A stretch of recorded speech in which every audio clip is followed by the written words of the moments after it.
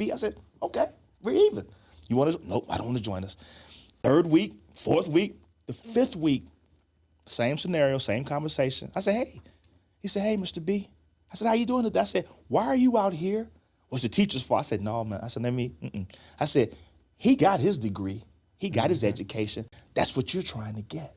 He said, can I join your group?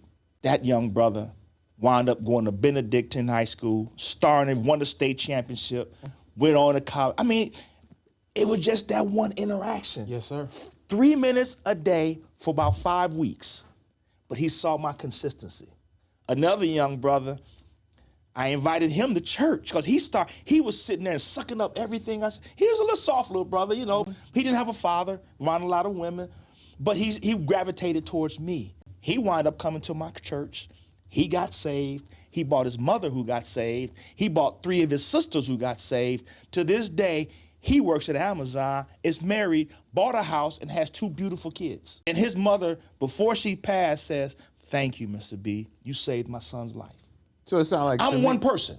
What if we did that collectively? Yes, sir. It sounds like you saying we ain't stepping up. They need to step up. There you go. People need What to are we step up. going to do? 1,000%. So what are we going to do? Because ain't nobody going to save us. No, nobody's Ain't nobody going to save us. We got the solutions we need. Every answer we need is inside of us. In our community. It's already brothers out here working. It's Yes. already people doing. And again, I think that sometimes we have to look at each other, understand each other's gifts and talent, and empower each other. Again, I got into this world because I was a kid with a kid. Right. I ended up getting in trouble at school, and I had to get into a work-study program at Thistledown Racetrack. Wow. I started off as a dishwasher.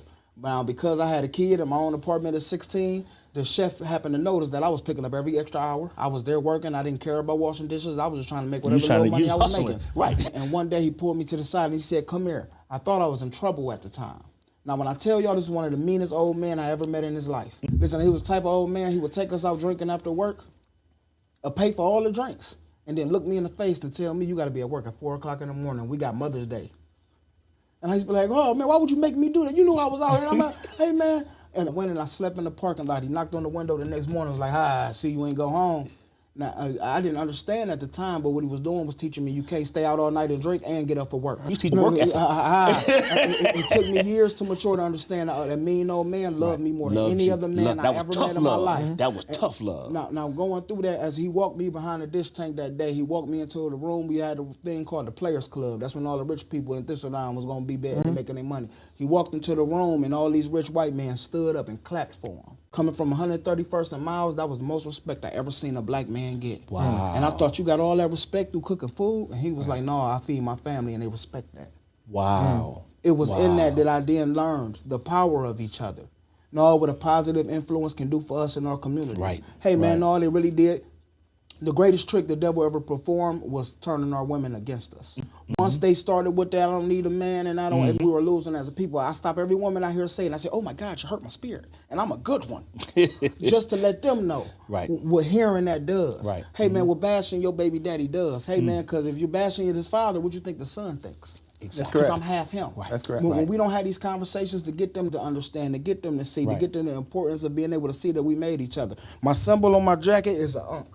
Okay. Because what it means is for everlasting life. Right. But again, the top is the woman's ovaries, the bottom is the man penis, and the wings are the sun. We to understand that we need each other. Hey man, we could benefit and we blessing each other. During my bad times, Hold on, man. I just got on with you walking around with some ovaries on your thing, and you what you got on yours? Yes, sir. It's an Ankh. It's called an Ankh. Okay. It's an African symbol. Yes, Really? it is. Yep. Yes, sir. And There's again, power. I didn't know. There's power in symbols. I never heard that was what was on the Ankh before. Power and symbols. Yes, sir. And again, that's where the Father, the Son, the Holy Spirit, and all that All right. other comes from. I got you. But again, as you go back and do your history, hey man, that was 2,000 years before Christ. Before Christ. Wow. It's on them African pyramids before that. Before Christ. Now again, that's back to it be us going back But to that the was original. us. That was us. The same as food, and going back to the original, and going back to God, and going back to who we are in the basics.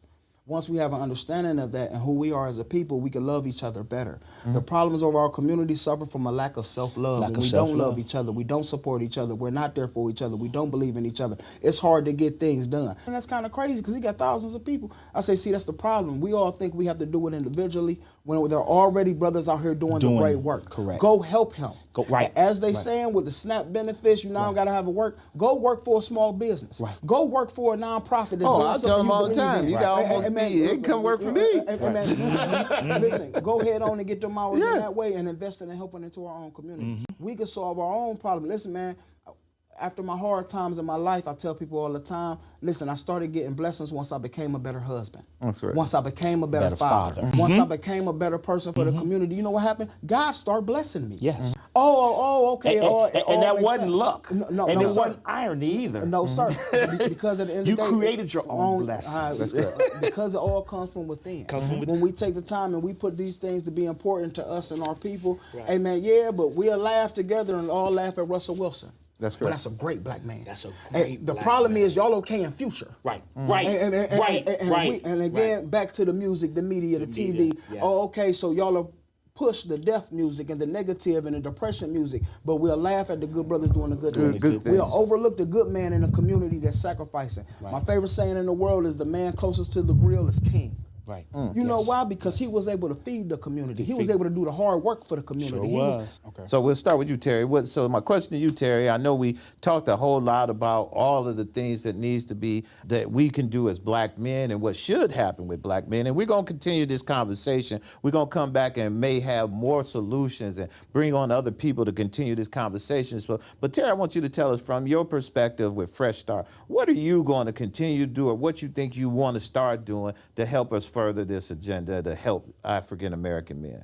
I want to be able to take the time to have the conversations and have places and safe spaces where we can have conversations about healing ourselves emotionally, healing ourselves physically, and taking the time and things we could do to help with what ails us.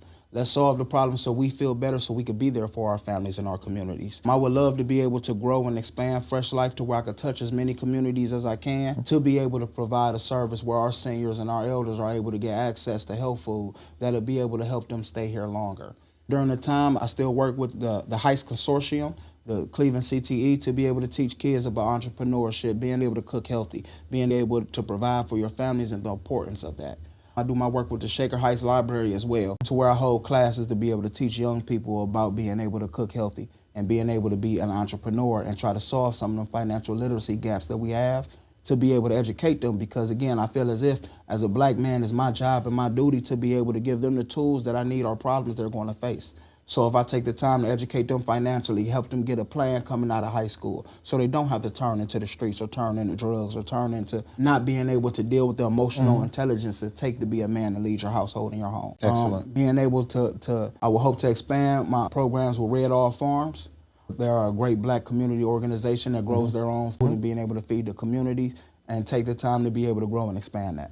I'm Terry Murphy from Fresh Life, 17203 Broadway Ave, Maple Heights, Ohio, 44137. We sell salads, wraps, smoothies, cold pressed juices, alkaline water, black seed oil, typically a Dr. Sebi alkaline approved diet for us and our people. Come get a salad. Excellent. Bilal, Yes. I got you, brother. I know you've been doing your thing for a while. Yes. You are a wealth of information and knowledge and stuff. And again, like I say, we're going to continue this conversation, fellas. We talked a long time today because we just got to rolling, but we're going to continue because it's good conversation. We're going to get another topic and go from there. But I want you to tell everybody with Code M Magazine, what are your plans to do and how you think you want to continue to do what you're doing and what you think something we should do next? Well, the first thing I'm going to do is support Terry's restaurant. I'm going to Excellent. become a customer of his. I'm going to support your platform. Okay. And I'm going to offer both of you all advertising in the magazine. Excellent. So that's about putting words to action to show y'all two brothers that I love you. Excellent. I ain't asking you for no money. That's right. Because I figure your ads in the magazine, you're going to share with your people. That's how we grow. That's it. That's how we grow. Group economics. So back to Code M, and what I challenge your audience is pick up a book. Let's start reading more. I'm reading this book right now. You would like this book. This book called The Barn. This is the barn that Emmett Till was killed in. And it talks about the history of the people that owned the land and how the land was inhabited. And it was inhabited with violence, with racism, and with deceit. And it's all the confluence of history of how all this happened. They took that little young brother and killed him, tortured him in that barn. This is an excellent book. This is another book I'm reading. the black home ownership in Martha's Vineyard. If you've never been to Martha's Vineyard, I heard the stories on that. Yeah. you need to go. You need to go. It's somewhere, it's a black Wakanda for us. It's a destination. And I've never met so many brothers and sisters that the population swells from about 30,000 that lives on the island to over 200,000 people that come and visit in the first couple months in August. It's like a black Wakanda. I was on the beach one day. They had a HBCU celebration. It wasn't nothing but us on the beach. And it wasn't nothing but the music, dancing, laughing, but it was love. And I had a revelation. I said, oh, this is what we create when we come together. That's why they divide us. Because if I can't love me, I can't love you. So please, let's talk about that. You really need to come to Martha's Vineyard. It will take you to a whole nother level. You said it's already on the mission. It's already on the mission, my brother. And the last book I'm reading about 5 books, but this is the 3 I bought. The book of Jeremiah. About Jeremiah Wright. Oh, yeah. This is an excellent book. So I challenge your audience, I challenge you brothers, pick up a book and read. Yes, sir. Because they told us back in the day, if you want to keep something from a black man, put it in a book. writing. Put it in writing. Go put it in. Put it in the shelf. I'm like, but I read because it's knowledge. Yes, sir. And once you get knowledge, it can never be taken away. So my mission with Code M is to become the preeminent voice of black men, not just in Cleveland, not just in Ohio, not just in the United States, around the globe. Hey, you guys been tuning in to Strategic Moves with Ken Dow podcast. I had 2 awesome guest here today. We had Bilal Akram from Code M Magazine, who talked a lot about what it is to be in media and how to make media work for you and what we need to do as a community to do better at media. And we also had Terry Murphy here, who is here with Fresh Life, and he is a wealth of knowledge.